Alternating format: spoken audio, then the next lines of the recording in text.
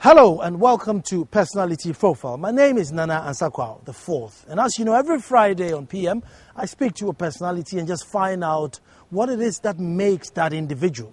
Now, here's a kid who grew up from the bakery to the ministries and become an MP, and I just want to find out in between the bakery and the ministry, what happened, what motivated him, what gingered him. I'm speaking to Stephen Asamoah Boateng, who you all know as Asabi, the controversial. Indeed, is he only a controversial figure or is there something more about it? I don't know, and I'm yet to find out. It's going to be one of the wonderful interviews. Hello and welcome back. As I said, I was coming in here to speak to Asabi, as you all know him, Mr. Asamoah Boateng. He worked with the Ministries of Information and Diaspora Relationship, worked with local government and rural development, worked as tourism, all as minister and sometimes substantive minister, deputy and sometimes substantive. He was also the former MP for Infantiman West. You see, but apart from just knowing him as the loudmouth MP, we don't even know where he grew up and who his mother was, who his father was, what his ambition was when he was growing up. I'm just here to be inquisitive. And so, welcome to the show. Thank you. Thank you very much. And for the purposes of the show, he's going to be Asabi. Thank you. Asabi, born in Accra, born in Fantiman. Where were you born? Thank you very much. And it's nice to have you in my house for beginning of the year, isn't it? 2014, and to have more TTV invade my house. Yes, practically. Practically, yes. Thank you very much. I was born in Konongo, or at Konongo, in the Asante Achim district. Okay. My dad is an Asante. My mom is a Fanti who lived there when she was a little kid. She came to stay with her grandparents. And so I was born there, but my mom is from Kromanti, but my birth took place in Konongo. Okay. Asante Achim. Okay. Why was mom in Konongo? Trade, teaching? Her uncle was coming to Konongo to serve somebody, Mr. Baini, who used to buy timber. As a timber merchant and cocoa, also gold exploitation or whatever they call it at that time. And probably that time it used to be Galamsey Modern. So the white man came in here. This was 18 something, and but my mom's uncle from Yamuransa and Cape Coast brought her when she was little, about 7 years, to live with her. To live with him and organize the house for her. So she grew up in Konongo. So she came to live with her uncle and uncle's wife, Auntie Adwa Baini. So that's how we came from Kromanti to settle in Konongo. And Konongo is a gold mining center. So a lot of people come to find out whether they can also take advantage of the wealth of Konongo. So you find a lot of houses and evers and gas, and so it's a mixture. It's a melting pot. Okay. So and the Fanti community is a big one in Konongo. So we are the Fantis in Konongo, but my dad happens to be Ashanti because they got married, and I'm the product of that. And my younger brother, a doctor. And what did your dad used to do? My dad had always been a cocoa farmer. And later on, not farming in serious farming, but came to be a purchasing officer with PBC, and that's the job he's been doing all this while. So he's a cocoa farmer. I see. And your mom? My mom is a baker. She was taught how to bake and bread and cake and all that. So all of us were brought up to know how to bake. I can bake and can do all the little things with the flour. So anything to do with the flour, I'm good at it. So that's how my mom came to help her do the baking. So we all lived by the bakery and survived by the bakery and went to school by the bakery process and went to university by the process of the bakery. I mean, very in line of being Fanti. I mean, as a Fanti, you should be able to bake cake. I can make delicious cake and also do the chichecho. Very good. Recently, you guys cornered me one day for this barima and I did a Fanti jollof for you guys. So I can also cook. I see. A Fanti woman will teach children how to be self-sufficient. I see. I did that. So early school days was in Konongo then? Yes, please. Early school days was Konongo Methodist Primary. And then my mom subsequently married a police officer who then got transferred to so many places. So we had to move along with them to Jasikai, to Tepa, to so many places. And so, yes, I started in Konongo Primary School, but I also went to Kromanti because when the husband got transferred, she had to move. But because of the movement and disruption to our schools, myself and my brother, were taken to Kromanti to live with our grandmother. So you can stay put? Yes, so we can stay put. Ifo Tua.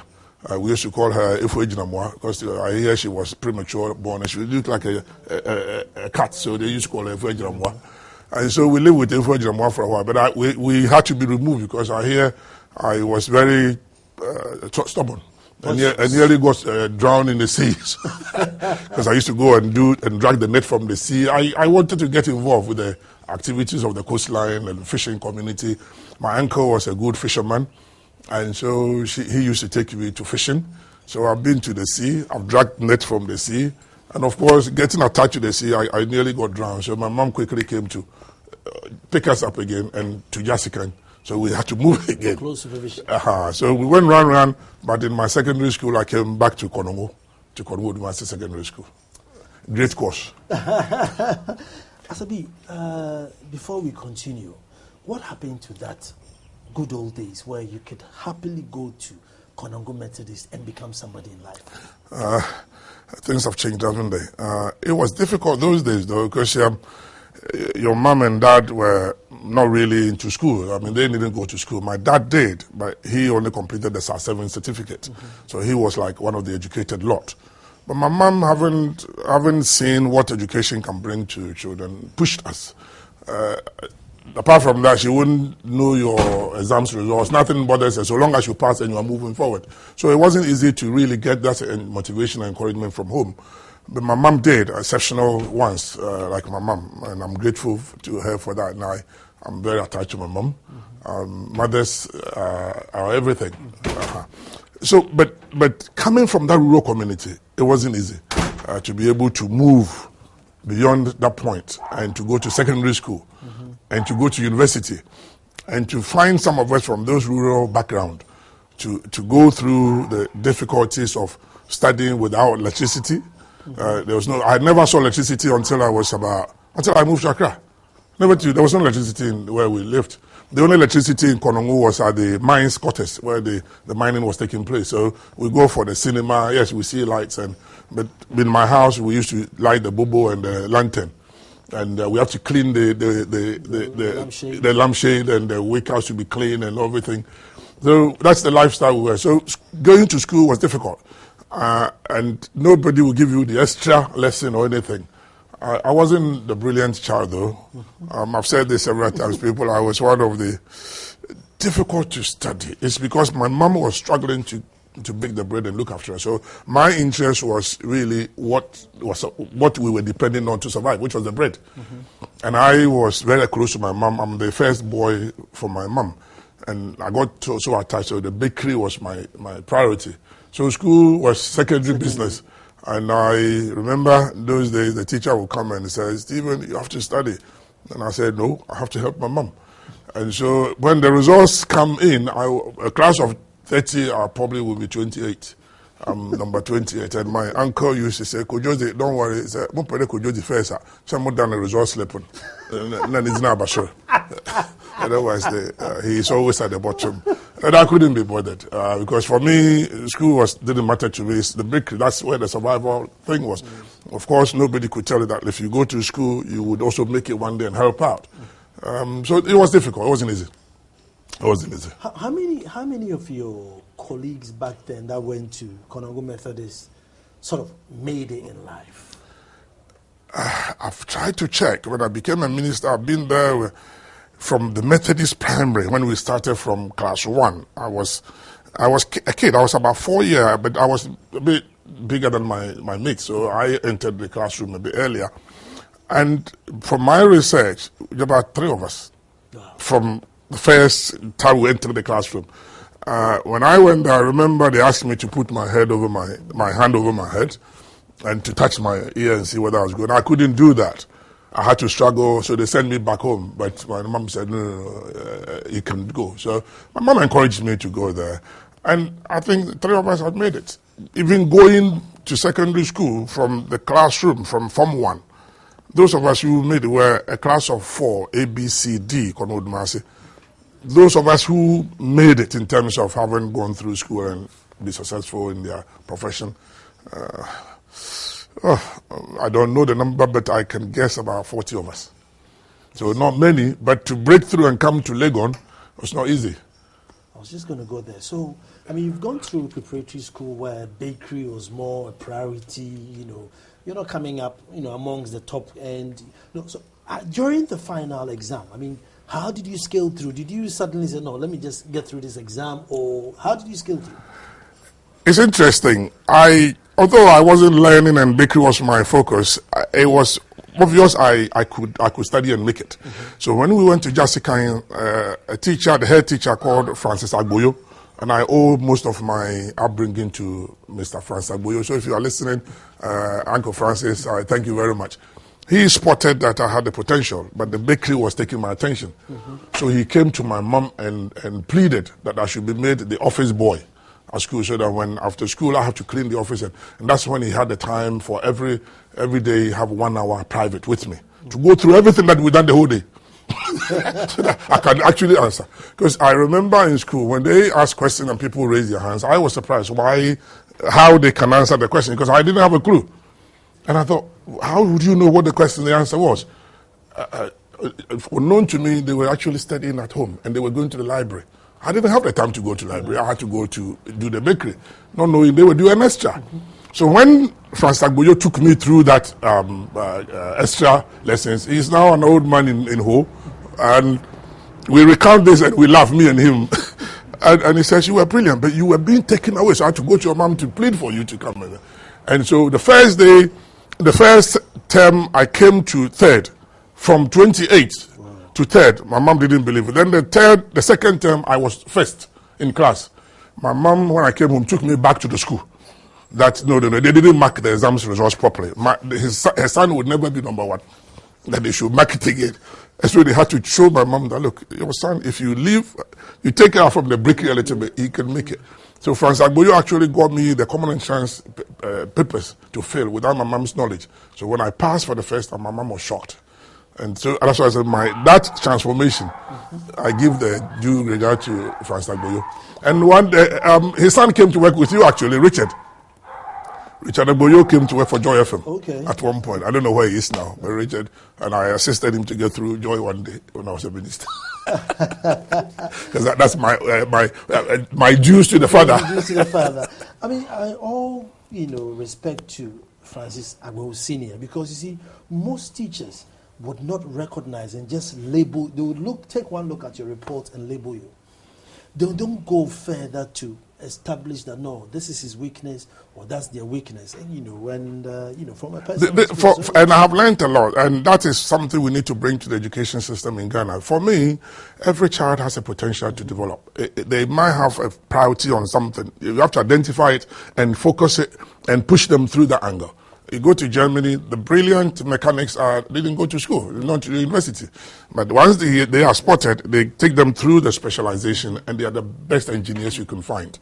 If literature is their business, you see them the best writers and all that. So this is something we got to know, and not to label children as daft. Mm-hmm. Put them aside. Me, I thought I was daft. I couldn't be bothered. I thought I would be a baker.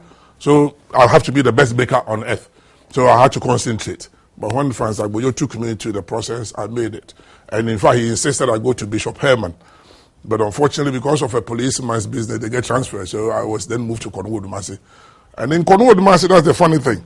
I was assistant senior prefect. Okay. I was a choir master. 2 weeks before my A-level exams, I had to take the Cornwall Dumasi Secondary School choir to GBC for a live performance. And I went to the headmaster, Mr. S.K. Obing. He says, "Hi, Bibi, you got exams coming in, you want to take?" I said, "But Papa, this is the best thing that happened to school. We want to put the school on the map. So let's move." I said, "Ubetimi pass your exams." Let me say, I will try.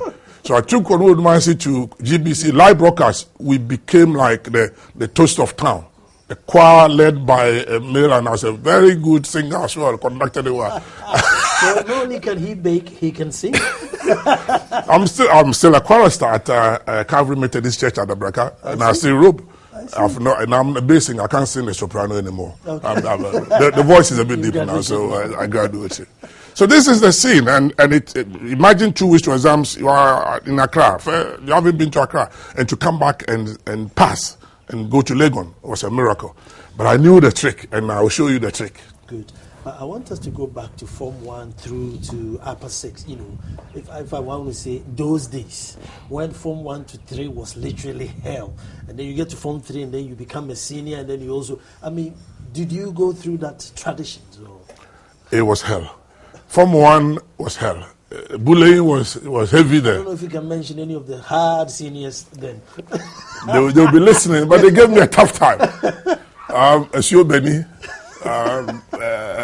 Tom Sawyer, he became the Ghana Supplies something. He was I think he was the MD or something. Supplies, what do they call them? I can't remember the full name. They've changed it, so you can't even tell what name they call it. And then a.k.a. who is now the minister. A.k.a. remember him very well. He was just 2 years ahead of me, but he would give me hell. He says, you Konongo people, you are naughty, I have to punish you. So I developed a clever technique that I will never stay in the dormitory till the seniors wake up. So that's what made me pass my exams. So 3 a.m., I packed my books, I've left the dormitory. I'm in the classroom. So I had to study, and it's a boarding house. So not knowing those times were the times I was catching up with my studies. And the atmosphere is calm and everything. So whilst I was avoiding the seniors, my studies was going on. And indeed, when I took the choir to Accra and all that, those times that I studied made a difference. I see. Made a difference. I see. Because those days, he used to fetch water for me, wash my shirt for me, scrub the bathhouse. So it was a good idea to leave the dormitory. Sometimes we did some naughty things to the water we brought, but I won't tell you. I won't tell you on record because TJ will be after my blood. I saw him at the 68th anniversary. And I used to tell him some of the things we used to do into the water. He didn't believe we used to do that. So you sailed through 1 to 5. No problems with that. By this time, was finances okay at home or still? My mom was good. She made sure that once I decided I want to go and the head teacher had given me the lead, my mom took over. My dad, it was difficult that time. He was also a timber, cocoa farmer and all that. Things had gone down a little bit. He also used to dabble in the timber industry. Things had gone down. So my mom took over.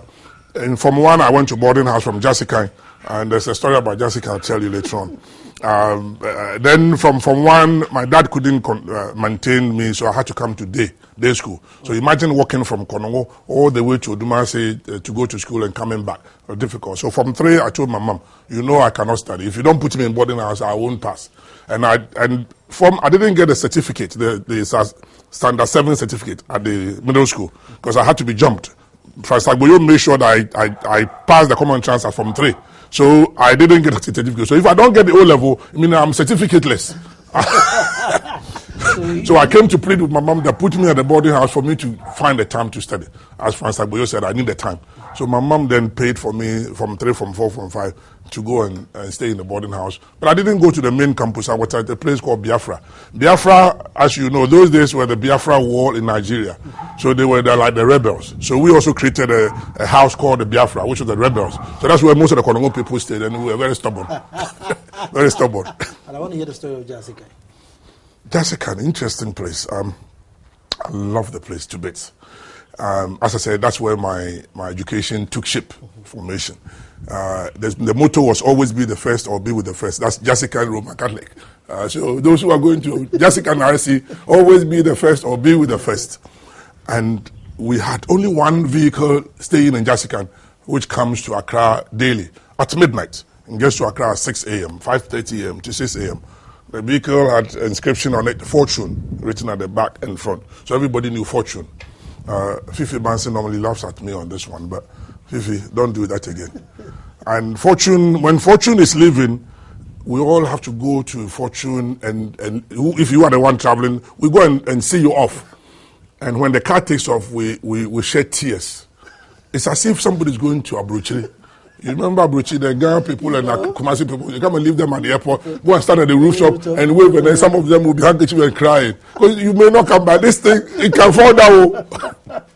So the same thing with Fortune. When you're going to Accra, we thought, you can go to Accra. It's a big thing. It's a big thing.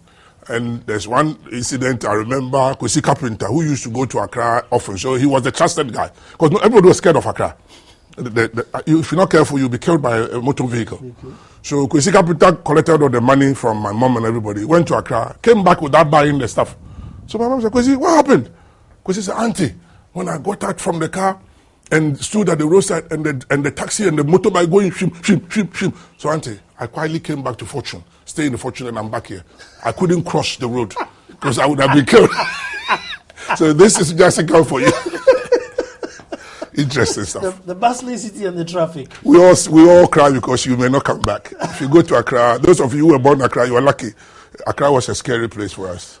We're going to take a break, and when we come back, we're going to see how the university life was like, what London life was like, and by this time, has he formed his ambition yet? Stay tuned.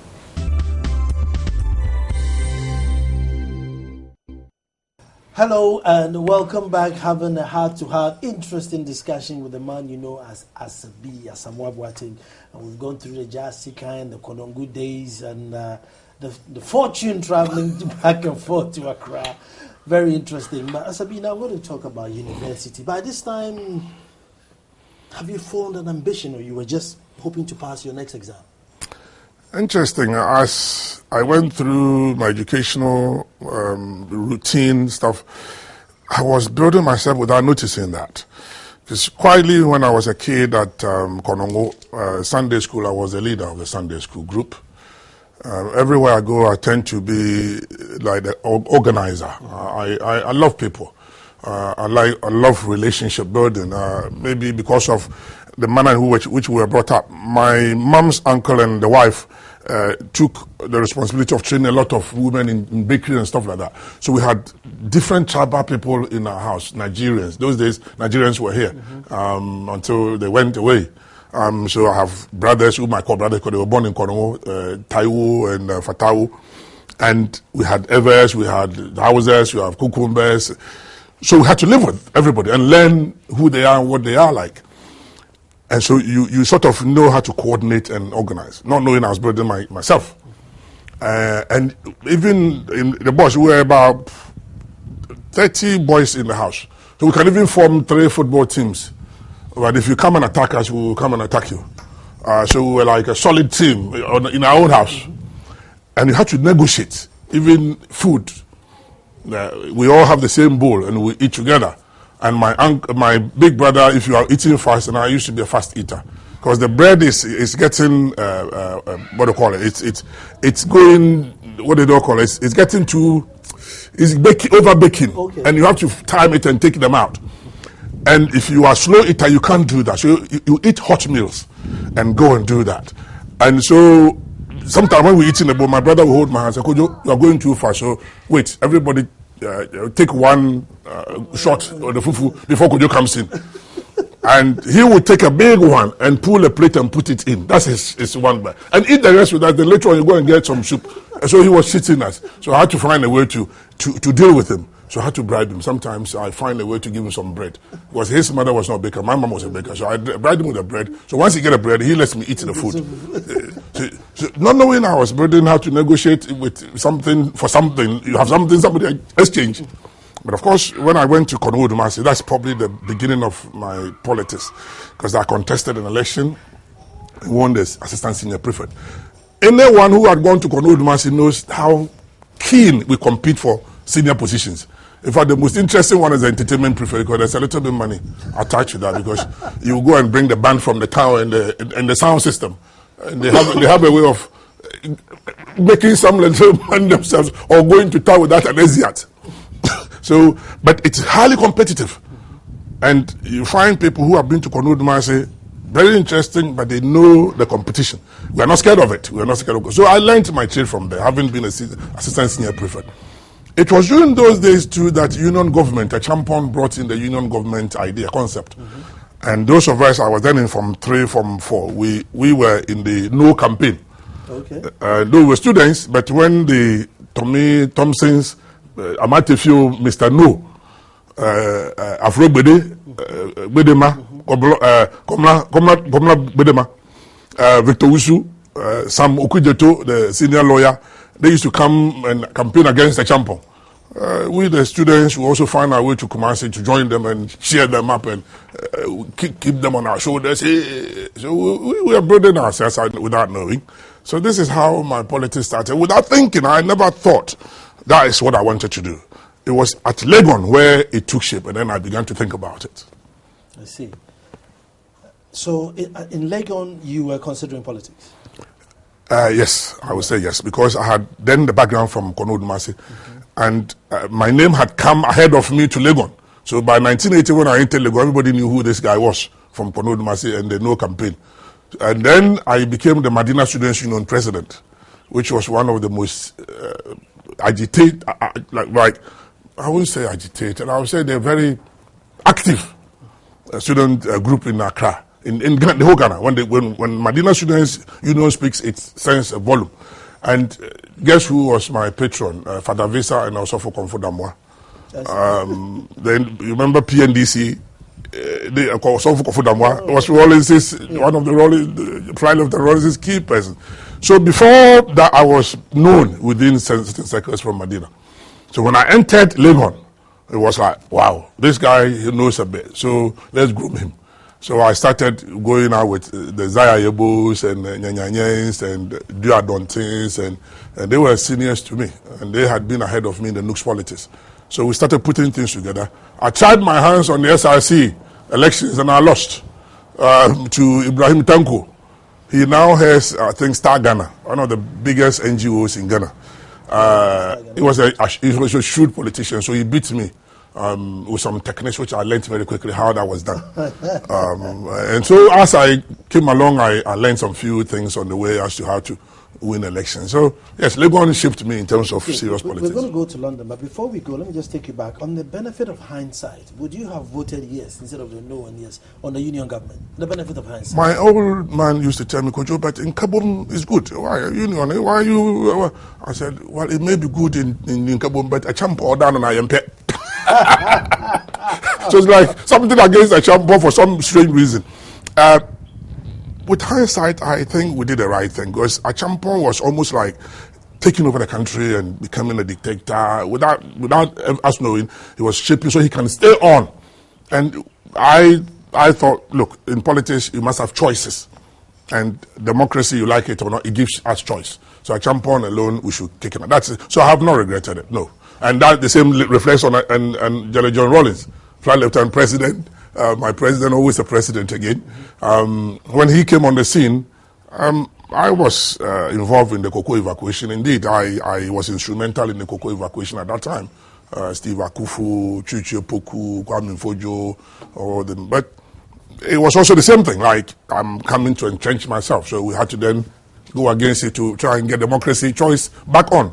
So it's been consistent that the choice in politics is what I am. If the yes and no, the leader had been Buzia, would your idea of change that yes, let's maybe Buzia is not so much of a dictator, so I'm all for union government? Well, you are comparing apples and oranges. Buzia is a civilian, so he couldn't have even insisted on staying. Only someone. Let's say President Mahama says, "Look, union government. I'll shed some of my executive powers. Let's just get together and build a nation for the next 20 years, and then we'll come back and do multi-politics." I'm not in favor of that. You're not in favor? No. Is this not too expensive and divisive? No. We must understand that democracy, as I have said earlier on, gives you the choice. You must have something to compare. If there's a union government, we're all into it. Don't forget, human beings are different. And I may be in, but you don't know my motive. So let ideas get together and people get together on ideas and build themselves and offer a genuine alternative. And let them build if they can organize themselves, then it means they can organize the country. And so for me, the choice is the ultimate. It's not let's all get together and do, because you find people who would be in there, but their heart is not in there.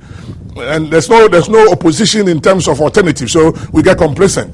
And there's an elite group starting there, and the common man doesn't know how to change that elite group because there's a union government. And then they suffer for 20 years? No. Let's get alternatives. But after 20 years, if we haven't mastered the idea of multi-party politics and cut the cost of running it, after 20 years, in the 21, 22, 25th year, are we ever going to learn it? Don't forget, we are still a young democracy. We're trying to run faster than we can walk. We should relax. I don't get agitated because NDC is in government, or I don't get it. I only have to find a way to offer alternatives. You must offer choices. Look, I tell to my party people that, look, don't make yourself the same as the NDC. Give them a choice. It is dangerous for people to say that all politicians are the same. All the parties are the same. We are not. We must give a distinction so that if they try this one, it's not working, they have the alternative. And that is my belief. So whether Busia or, you know, and it's true, we should have learned by now. It's too early. 20 years in the life of a democracy is too early. People complain and say the NDC are not good in governance, which is true, I believe, and I also share the same view. But you see, in a democracy... But I don't expect you to share any other... But I don't criticize them unduly, because you see, it's a long process. It's a long distance running. You cannot solve the country's problem at a go. In Europe, it comes in, there's a government that comes in and brings everything to a halt. But that doesn't mean the country comes to a halt. They're not moving, but then people see that they cannot manage it. So they bring in the ones who will move it faster. So if you plot the graph, you see that the country has moved on. And that is what I'm interested in. So not every government will raise the bar, but it doesn't matter. The alternative will come and they will make the difference. So it doesn't matter. The choice is available. Good. I'll take you to London because I want to know your life in London. It's quite exciting. Really within the conservative ranks. You know, a black so man. Even in London, you're MPP. It's the principle. It's the principle I learned, the choice. Margaret Thatcher said the same thing. She was an iron lady, and if you are black, you wouldn't like her. But the color didn't matter to me. It's the ideas. And don't forget, I said I'm very close to my mom. Mothers are very special to me. They bring up the children.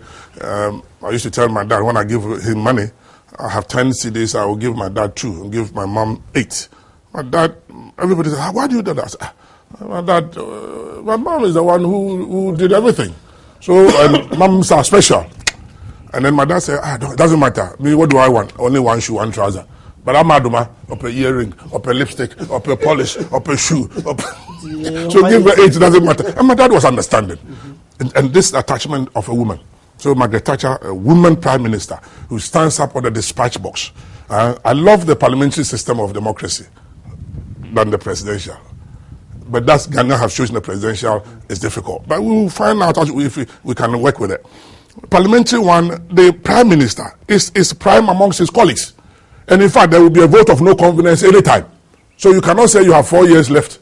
We have voted for you so you can do what you like for 4 years. No, if you don't perform, your own party can disown you. And they will find another leader amongst themselves. Or if you don't, the opposition will bring a vote of no confidence. So you have to be on your feet. And you are in parliament. So everybody is questioning you. Whereas in our system, the presidential system, the whole power has been given to one person, the president. He fires, he hires. He fires, you ask him, he says, I don't have to explain to you. And his ministers will come and, sometimes I used to do that. Hey, you've given him the authority, so just relax, leave him the way. But is that really the way forward? The question is, it's a young democracy. You need all the ideas, the brains, everybody, because ideas don't stay in your head alone. But aren't we copying from people who have been through certain experiences? Why do we also have to go through the same experiences to achieve what they have set up upon? I mean, information is available. You know, if you spend too much, you do this. You know, if you import too much, your economy collapses. So you can't sit and say, oh, we are young, so let us import and go through the same problems that they did. They probably didn't know. They didn't know. We should learn. You are right, and I share the view. But having said that, man is born to make mistakes and correct them. If your child is growing, you've made a mistake, you tell them everything, they won't listen. Your children will never listen. They get to a point and say, Dad, leave me to make my mistakes and learn from it. Clearly, you won't send your son to the bakery because you knew that, no, bakery almost hindered your life. But there's no need in you sending your son to the bakery saying that, well, I went through that mistake, so let him also go through bakery and see if it happens. It's interesting, but I did not see the bakery, and even now, I don't see it as a disaster. With the benefit of hindsight. Yes, Asamoah gave me some alternative. Yeah. But you know, in me, I wanted to be the best baker. And I could serve almost every secondary school in Ghana because my mom was doing that. And she had a limited, she used to serve Jessica and secondary school, Jessica College, training college. So I thought, I can serve the whole of Volta region. Even if you pursued bakery today with your qualifications, you would be a better baker now than if you had just which you are right. Yes. So I'm saying that if you send your son to a bakery today and ignore education, you'll be like Ghana, following ideals and going through the same mistakes. And making mistakes. You are right. I think we are running out of excuses. As Ghanaians, we are, but we should be patient with ourselves. We are human beings and human institutions. I think the difficulty in Ghana are two. I would say is poverty and illiteracy. If we can tackle those and fight them, irrespective of political parties, we should set a standard that, look, irrespective of the political party, let's agree that these are the benchmarks. And you are an NDC, MPP, PPP, MPP, whatever. You come in, these are what you have to do. So let's say we have to do a dual carriage road to Kumasi or do a tram system to Kumasi. I am able to do it in Sawam. I am off. But you come, that is the priority. You have to continue to Nkoko. But then if we agree on that, you see, if we agree on that, and I know that President Mahama is on now, he's done it to Nkoko, we're going to go and vote. And I know that whatever happens, if Asabi comes, he's going to continue from Nkoko. Well, let me just keep Mahama there then. So in that case, it makes you, the opposition, not, you pray for him not to be able to get to Nkoko so that I will give you the chance to come and continue. Otherwise, there will be no need for alternative. That's not true. I'm on record to have said that it is not in our interest to even see to the failure of a government. Because if they fail, we are all in. Country broke or not broke, we all the inside. But it's a winner takes all. No, but yes. So it makes it... It's the interpretation we give to you that is distorting the issue. It is not. The point is that everybody has their capacity to deliver on a certain stage, on a certain job. So yes, President Mahama would do it in Sawam, for instance. And he said, I can do it in Nkoko. Yeah. But we will assess the time he took it in Sawam and look at the distance to Nkoko and look at the quality of the job and say, hey, your capacity is not able to do that in this space of time and you are wasting resources. So we can argue on the resources and utilization of it. Not just because he's doing it to Nkoko, leave him alone. On the back of poverty and illiteracy? Well, that's what I said. That's the two difficulties. So, you see, if we have the standard, we might say, well, poverty and literacy are number 1 and 2. So, forget about road.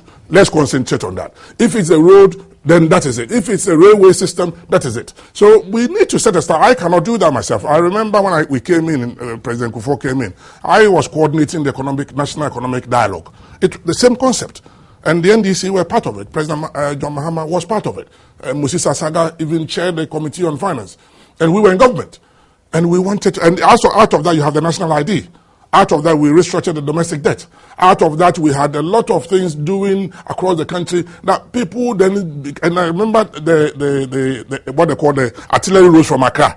What Kufuor used to say, artillery roads, which is to Aflao, to Kumasi, to whatever. This is the result of the national economic dialogue. So can't we do that again? If poverty and illiteracy is our bane, then I said the standard must be focused there and we will move. You don't have to call for his failure before you succeed. We must tell people the achievement one can get out of a government, then we move faster. If I were to come and do the same interview, let's say 2018, would I be saying, President Asabi, or would I still be saying just a politician Asabi?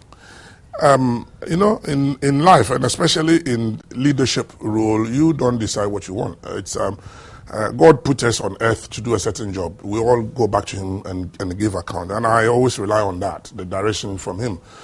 You cannot predict what will happen to you tomorrow, even if you wake up. Desire. But you got to desire, you got to.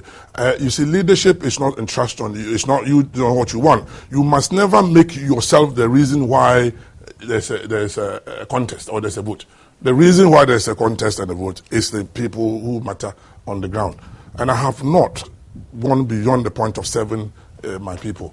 I've served as a member of parliament. I've served as a minister. Beyond that, my party needs a lot of work to be done and to shape it. It's not Asabi who wants something, so give it to him. No, it's a group work. It's a teamwork. If the team and the group is not ready, you want to lead who? Who do you want to lead?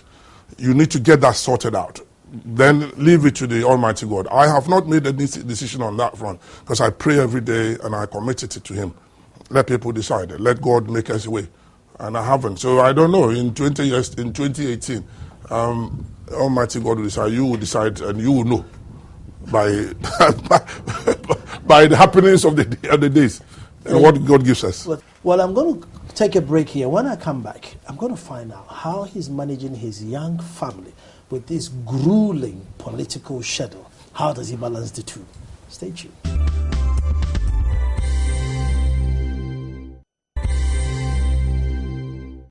So, welcome back, and as I just wanted to find out how Asabi is able to manage his young family and his grueling political schedule. Because I know in this day and age, young families are demanding. Gone are the bakery days, oh. No. Is that come and sit here and watch cartoons? Dad, come and do this. Dad, take me here. Dad, do me this. And how are we balancing the two? From all indication, he's doing it fine, but what's the secret? Asabi, I'm not charging you. I know you're doing it perfectly fine. I've seen Rabna Dems jumping all about, happy as ever. Gone are the bakery days. Yes, it is. Those days, you couldn't walk to your dad like that. You couldn't walk to your mom or to have a chat. Come here, little darling. Come here. Come to me. You couldn't do that. But these days, as you said, the kids think that you are part of their life. They should talk to you and all that. You got to find time. Number one, it's the might of Almighty God. Give me the strength and everything. But I give credit to my wife. To be frank with you, a politician. Credit to you. This is an afternoon baby. It looks like that. That's an afternoon baby. That's an afternoon baby. I give credit to Zuleika. She's a wonderful mother. She takes care of the house. I give her a lot of hassle because I'm not at home. Sometimes I just give a notice of 10 minutes. And because a call comes in and there's a funeral somewhere, I got to go. Last weekend, for instance, I thought we come from a trip outside. I was relaxing, and then there's a funeral in Bia, in Adabokrum, Ajofua, and I thought, well, I said, Asabi, important. It's a party guy's mother, the chairman's mother. So Friday, I said, auntie, you go. And you can see from her face, it's not the happiest because she wants the family together. But she's been wonderful. It's difficult. A politician's life with a family and a wife, she must be understanding. And this little kid gives me hassle, but when I'm away, she cries for daddy and not daddy, so I have to talk to them and all that. It's not easy. She is the reason why I survive. That's good. Trying to combine maybe some managerial skills. I have to delegate. And the things I cannot do, so she does them perfect. Their food, their school, she's involved in their school activity. She had to get involved so the children, the teachers also know that this is a family that wants to see to the progress. And if they come home, she takes them through their activity. I tend to oversee them and shout and scream, but that's once a while. But she's constant, especially when I'm not here with 3 kids. It's difficult. My father said that he wasn't going to shout us out because he has very little time with us. So my mom should do all the shouting. As for him, he wants all the love. He doesn't want to come in 5 minutes, start shouting, and the kids will move. It's almost like mine because my mom was doing the beating, and we had to be straightened because in Konongo you are not beating, you can't be straight. Konongo is a tough place. Konongo Kaya. It tells you that there are tough people out there. So Rabna is the sweet one, and she gives me hassle, but I'm okay. That's good. Asabi, I'm not sure you've been asked this question before. If I were to give you back all your ministries, to choose one from information, local government, and rural development or tourism, which one would you take? You forget the environment bit. I was the only minister to have taken environment together with the local government rural development, which was key. And indeed, it was during those times that the search for the oil that we now enjoy almost took shape, because I had to do things with the EPA, the Environmental Protection Agency. They are 40 years this year, and I give them congratulations, happy anniversary. And they had to do all the background things. And I also had to link up with the United Nations, and how to extend our coastline.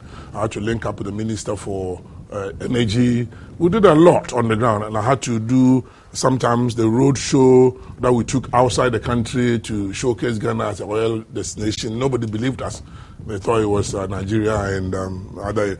So the environment people forget, but it was a key moment when I was there. But I They're all equally important, to be frank with you. No ministry is information was enjoyable. Working with the media guys, don't fukumfu. They are nice, but when you do something, they'll lash you, which is good. It checks politicians. Without the media, I don't know how politicians would think there's a field day for us. It's good for people who, independent and objectively, would look at you and tell you in the face that, look, Asabi, why you're wrong. And some of them used to tell me, and we have to learn from that. But I loved local government. Rural development and environment. Tourism was good, but in Ghana, it is the key to unlock our potential. I see tourism, except that we haven't really paid attention to it. So right now, you convince the president, and he's got the power. He thinks tourism, wait. But local government, this is where you can get the mass of the people to be part of your program. Because if president and ministers and parliament, what can you do? You are few, a small number of the total population. So you got to motivate, you got to then encourage, you got to put the resource there. And who does it? The people on the ground. So you take a DCE there, MCE there. Who are his lieutenants? And what are the chiefs doing? The town development council or committee that used to exist. What is it? Why are the chiefs outside the local government system? These are the areas, if you can tackle that, you'll be sitting as a president or a minister. Half of the job is done at the local level. Why can't you create employment at that base? Why can't you create business centers that the government will buy from that particular center? Tailors, carpenters, mechanics, create a business center. Let them go there, clean out the place, and become a little shopping center in the community. Local government is the key. Is the key, apart from the governance system, development, job creation, wealth creation, is there. And that's what I loved. And you also work with local people. As I said, my background is a village guy who have made it from bakery to become a minister. It's not very easy. Coming to Accra alone was a frightening moment. You didn't come with fortune, did you? I traveled with fortune once, and it was fun though. Having said that, it's that area that you can motivate the mass. And for ideas to flow and for Ghana to move, you don't have to concentrate everything in Accra. And I believe that even if we can decentralize better, which we're doing, but we need to go further. Accra is choked. Why? Everything is in Accra. Why can't we take some government business out of Accra? The business community. And I think it's a good idea. They should think about it. Why can't we create an enclave at Adan, near the estuary? Nice entry point for the river, water. Brilliant. They've got the resources. They can manage. They can move quick, faster than the rest of us. Take the lead. The business community, the insurance companies. And then Accra is relieved of the choking things. Parliament. Can't it be in the middle of Ghana? Kentampo, Techiman, Nkranza, Sunyai, somewhere. Those coming from the north. Why would they have to always travel to Accra?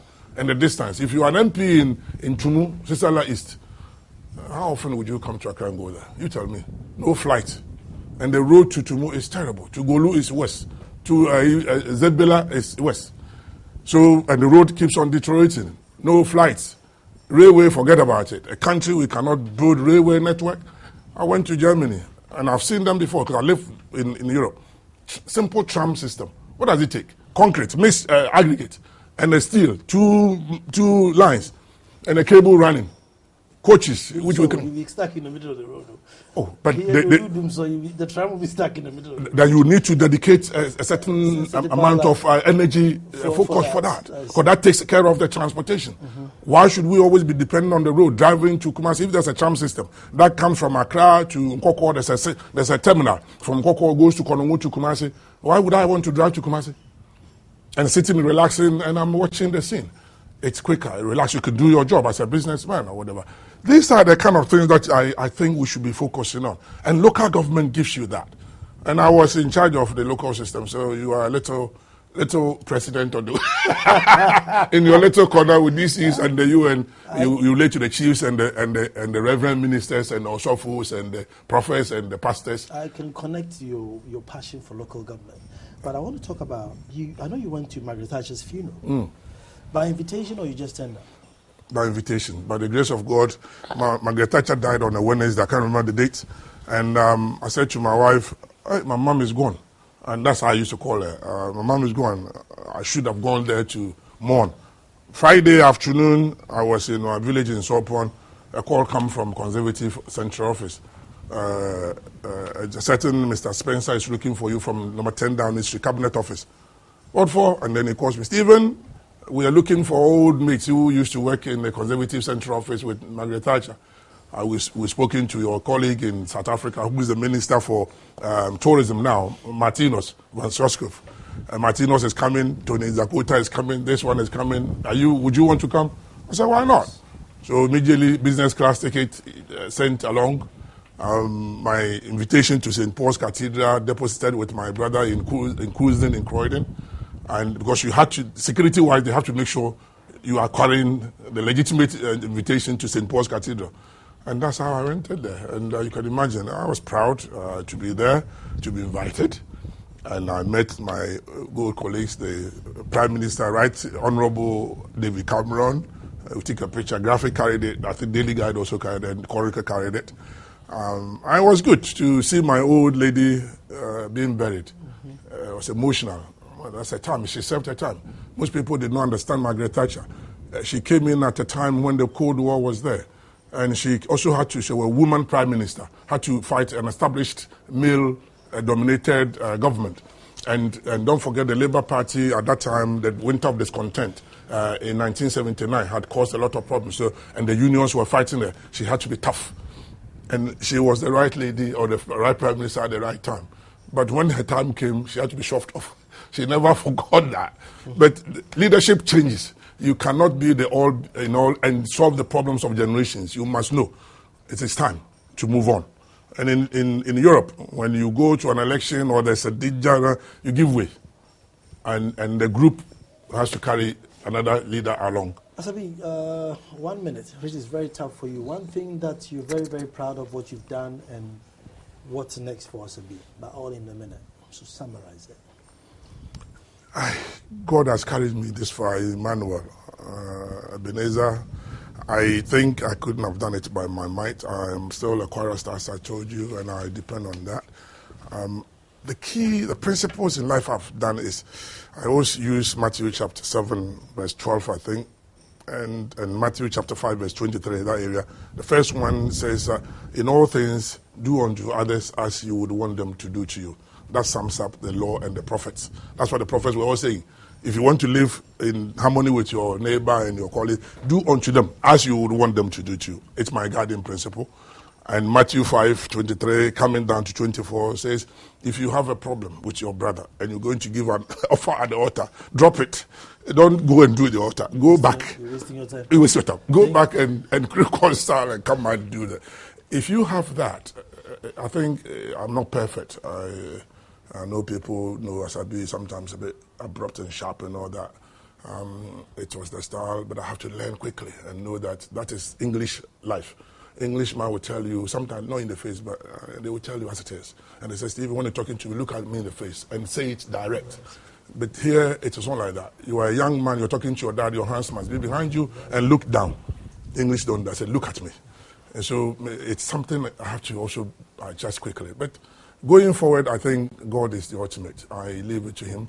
But I do my politics. I'm very passionate about service to the people who make it possible. Their kokuromoti does the thing, and their taxes does the thing. So you got to be humbly going around and seeking their understanding and to serve. You cannot lord it over them, no. So this is going forward. Well, thank you very much. Thank you very much. It's been insightful, been entertaining. I've been talking to Asamoah Boateng. Popular face. You probably don't need me to tell you who he is. However, that was his story on Personality Profile. My name is Nana Ansakwa. Until next Friday, I come to you with a different personality. Have a brilliant week.